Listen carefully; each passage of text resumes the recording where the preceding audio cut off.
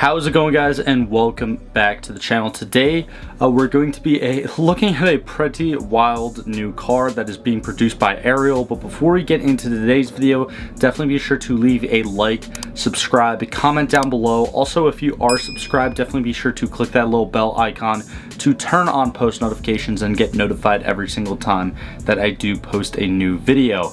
But most of you may know, if you've already heard of Ariel Motors, they're a smaller manufacturer out of England, and they're more of like a niche brand. They're responsible for the Ariel Atom, the Ariel Nomad, and a couple other vehicles over the course of the years that look more like kind of like mini kit cars than actual like real vehicles. But today, well, actually more specifically this past Thursday, they released this new 1160 horsepower Ariel Hipercar. Yes, that is the model name of this car, and you can tell, like, the first thing that I thought of when I saw this was like a small version of the Batmobile, like the Batmobile Jr. And I know the term Batmobile gets thrown around a lot with a bunch of different vehicles, and yes, normally like non-car people, I guess, use that to describe things like Lamborghinis or McLarens or whatever. But just look at this thing. It looks like something out of a sci-fi movie. Now, there's not an incredible amount of information out on this new Ariel right now. However, we do know it's going to be, again, over 1100 horsepower. It's going to be electric. However, it's also going to have a turbine engine. Yeah, not like a traditional internal combustion engine or like a piston engine or a rotary or anything like that. It's going to have a turbine engine, and the main purpose of that turbine engine is actually going to extend the range of the batteries that are going to be powering this thing. I know that may sound confusing, and for anyone who wasn't an engineering major or a mechanic, probably has no idea how that's going to work. I think I kind of sorta have an idea, because my dad actually works in a refinery and he works with turbines, and I understand the concept and how they make electricity. So I can see how a turbine engine would kind of like self-charge this vehicle as it's driving.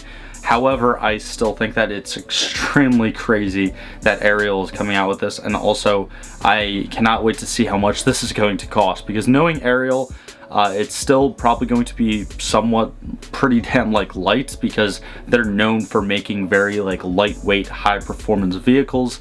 And looking actually at this article a little bit more in depth by Car and Driver, the Hypercar name that is given to this new model, it's spelt with an I, and it actually is supposed to stand for high performance carbon reduction. So it's a little kind of like play on words right there, but just taking the context clues right from that name, you can tell that probably a large percentage of this exoskeleton of a car is going to be made of carbon or carbon fiber, or some sort of like fiberglass to make it extremely lightweight. And also, speaking about the design, I honestly don't know how to feel about this. Again, it looks like something that's make-believe. It kind of looks ugly, but at the same time, it also kind of looks really cool. So let me know down in the comments below what you would think if you saw something like this driving on a public road. Now, again, Ariel is a great brand, so I'm sure that like all these vents and kind of canards and skirts and everything have a purpose. I'm sure that this exoskeleton has been through a wind tunnel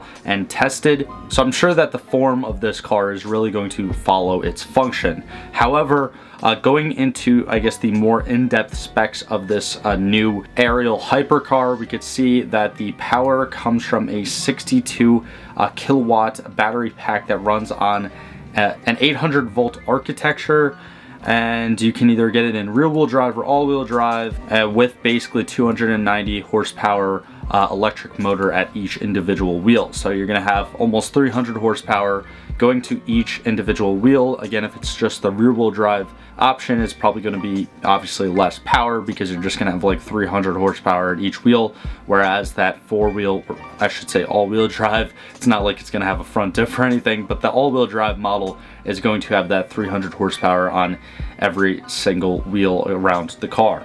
Now, probably the first thing that I thought of when I first saw this article was, oh, well, that obviously means that the difference between the power between the rear-wheel drive models and the all-wheel drive models are going to be pretty exponential. And I was correct in thinking that, with again the all-wheel drive model pushing out a peak 1163 horsepower and 1327 foot-pounds of torque, whereas that rear-wheel drive model is just going to push out 581 horsepower and 664 foot-pounds of torque, which again, I just said, you know, just 581 horsepower, but still the fact that there's more torque than horsepower means that the low end power on this car is going to be crazy. And again, coming from Ariel, who generally makes like very, very lightweight machines, I'm sure that this EV is going to be pretty insane to drive.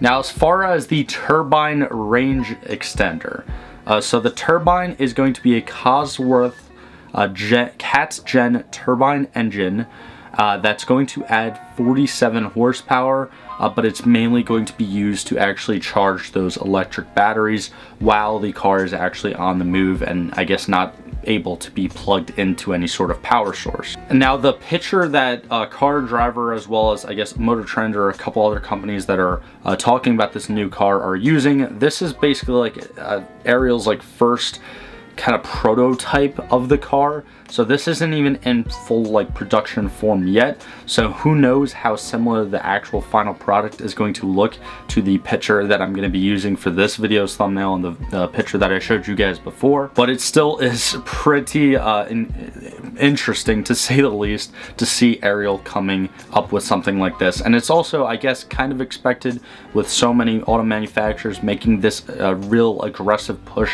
towards going either fully electric or all their models being hybrid by a certain year. But unfortunately, again, there's not a lot of information on this prototype out like as of right now, but I will leave this Car and Driver article that I used in this video linked down in the description below, so you know, credit to them. So I would highly suggest go checking them out if you want to read their full article. But again, it's just kind of short and it does include that much information right now. But if you enjoyed this video, definitely be sure to, you know, leave a like, subscribe, all that stuff that I said before.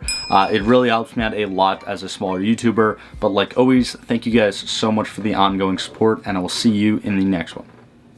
If you enjoyed today's video, click on either of these links right here to watch a similar video from this channel, or click on the little circle link right there to actually subscribe to the channel. It's absolutely free. I do appreciate all the support, but thank you for sticking to the end of this video, and I hope you have a fantastic day.